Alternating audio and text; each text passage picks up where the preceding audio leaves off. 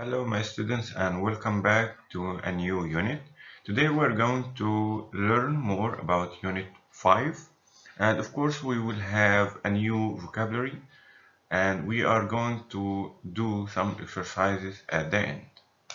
So, now please write in your copybook the title, the date, and of course, from slide 5 to slide number 9. Language Book 4, Unit 5, page 42. Journey to Joburg. Naledi and Tyro lived with their granny. They lived 300 kilometres from the big city of Johannesburg. Their mother worked in Johannesburg. One day, their baby sister was very sick. Their granny didn't have the money for a doctor. The two children decided to walk to Johannesburg to find their mother. The children walked quickly away from the village. The road was really just a track made by car tyres. Two lines of dusty red earth leading out across the flat, dry grassland. Once at the big tar road, they turned in the direction of the early morning sun, for that was the way to Johannesburg. The steel railway line glinted alongside the road. If only we had some money to buy tickets for the train. We don't even have 1 cent, Tyro sighed. Never mind. We'll get there somehow. Naledi was still confident as they set off eastwards. The tar road burnt their feet. Let's walk at the side, Tyro suggested. The grass was dry and scratchy, but they were used to it. Now and again, a car or truck roared by, and then the road was quiet again, and they were alone. Naledi began to sing the words of her favourite tune, and Tyro was soon joining in. On they walked. Can't we stop and eat? Tyro was beginning to feel sharp stabs of hunger, but Naledi wanted to go on until they reached the top of the long, low hill ahead.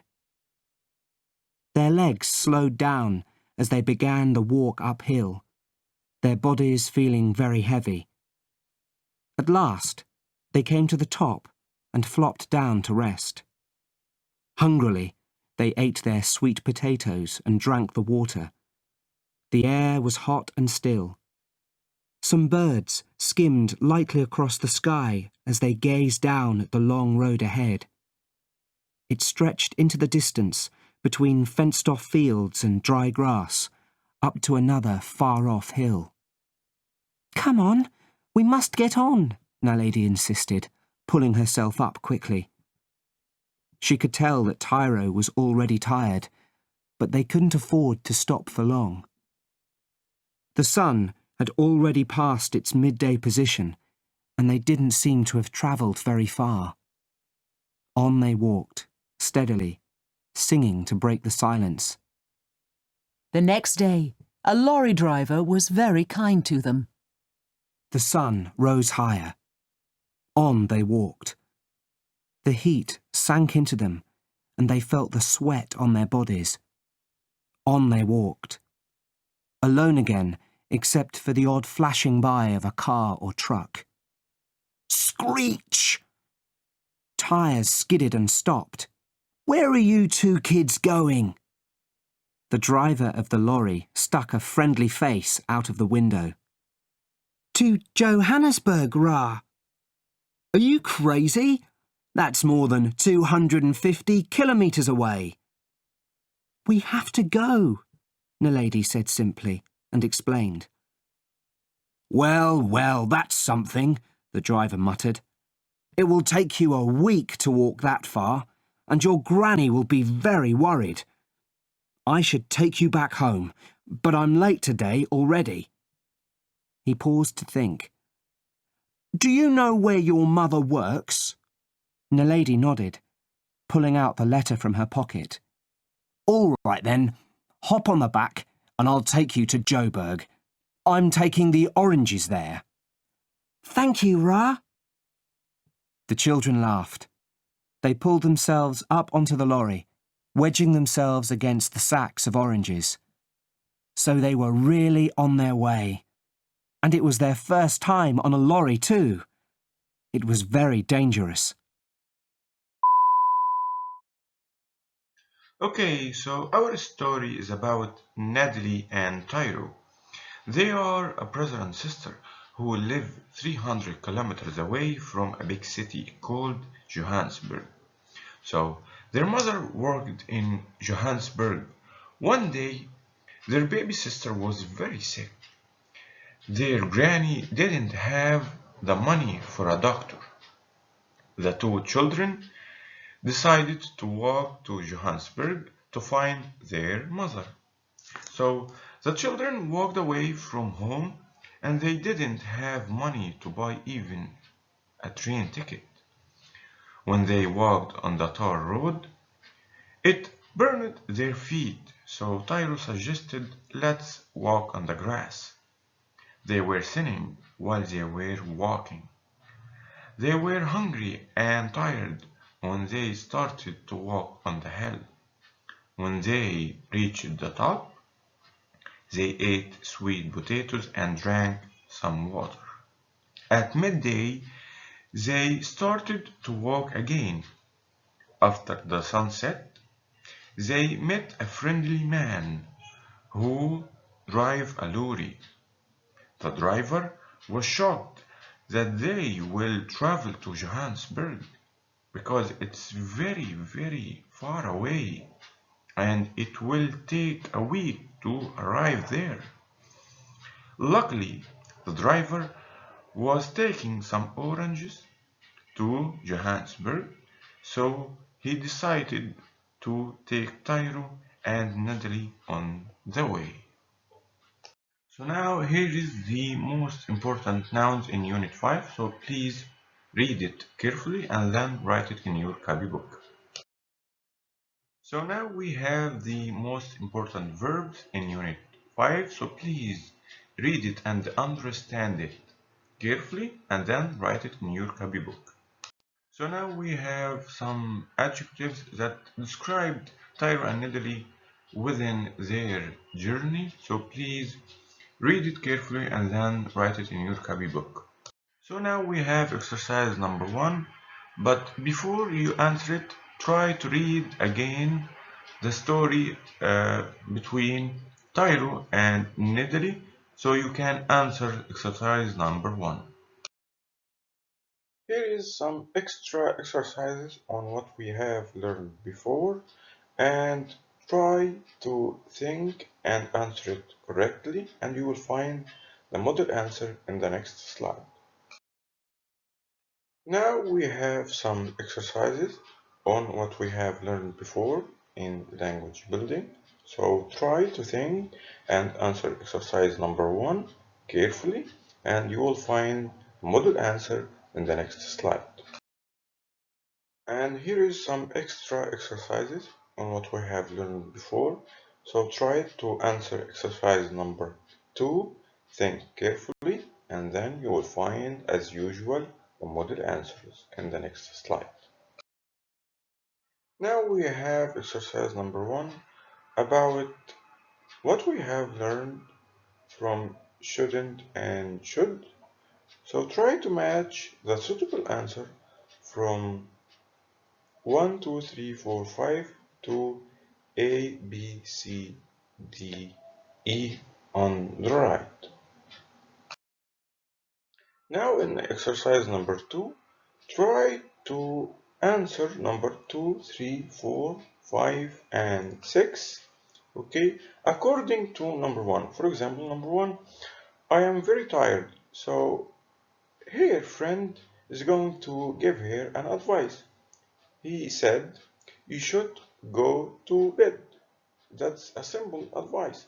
So try to give number 2 an advice and be careful when you write it so you can write it grammatically correct and then you will find the model answer to check your answers in the next slide.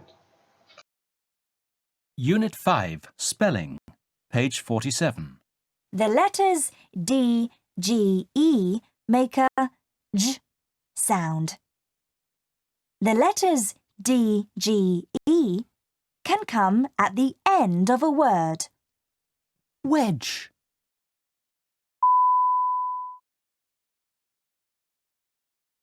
Okay, now we are going to write a letter.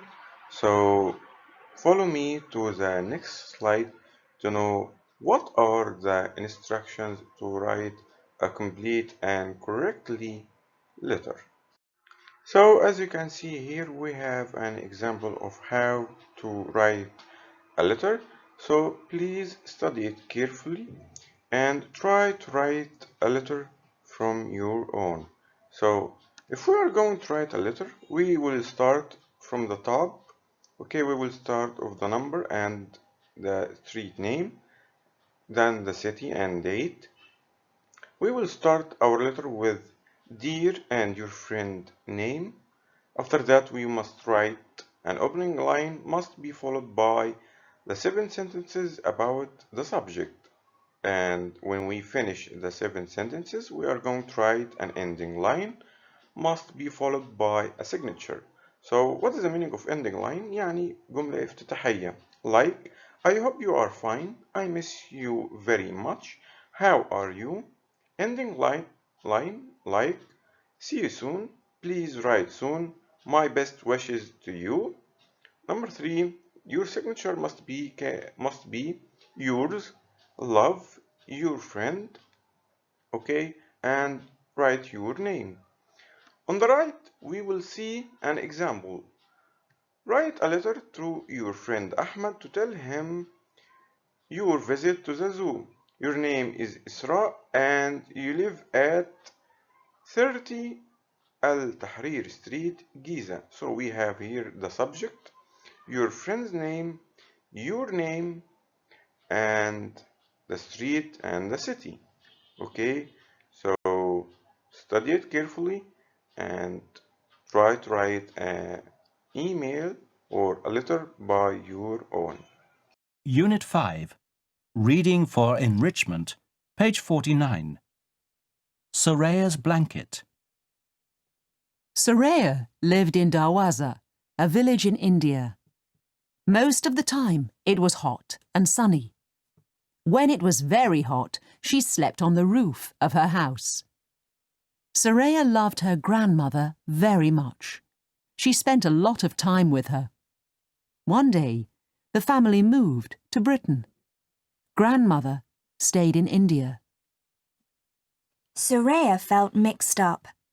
She was excited to think of a new country and glad to see that she would be with her cousins again. She hadn't seen them since their visit to Darwaza over a year ago. She was sad too, because she knew she would be leaving her family and friends behind in the village. Tears filled her eyes as she hugged and kissed grandmother goodbye. As Soraya's plane flew halfway round the world, she thought about her grandmother and wished that she could have come with them. Then, as the plane landed, Soraya's head filled with new sights and sounds, and there were her cousins waiting to show her round the new town. The sadness left her. She began to go to school with her cousins, and though it was hard at first to make sense of it all, Soraya knew that she would like it here.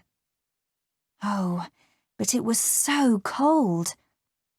As she shivered, she thought she would never get used to the cold British weather.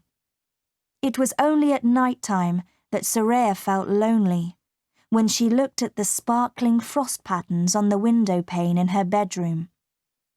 She dreamt about the warm nights sitting close to grandmother under the stars. Every night, Soraya missed her grandmother and wished she were next to her. Then she wouldn't be cold.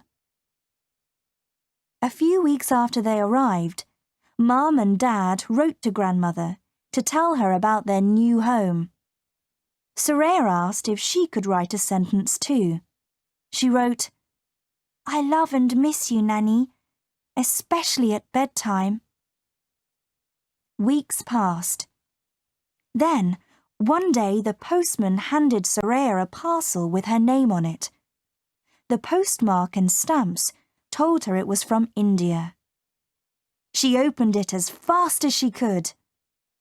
Inside, she found a beautiful woolen blanket, knitted so finely in the brightest colours. As she wrapped it round herself, she found a note pinned to it that said, "My Soraya, I have made this for you. Put it on your bed and think of me every night. In the blanket is my love for you. It will always keep you warm. Nanny." Nighttime seemed to get warmer for Soraya from that day.